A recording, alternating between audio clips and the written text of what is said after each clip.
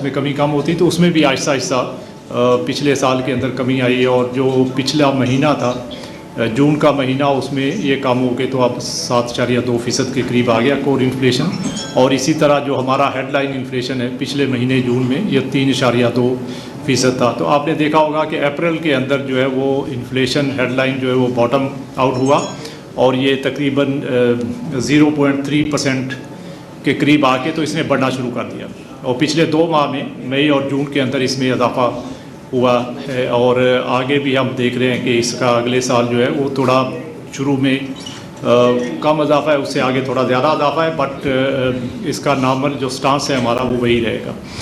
और इसके साथ साथ जो हम देख रहे हैं कि चूँकि एनर्जी प्राइसेस अभी रिसेंटली कुछ उसमें एडजस्टमेंट्स हुई हैं और आगे चल के बेस इफ़ेक्ट जो है वो उसका भी वो फेवरेबल नहीं रहेगा, तो उसका भी इम्पैक्ट जो है वो नेक्स्ट ईयर में आएगा।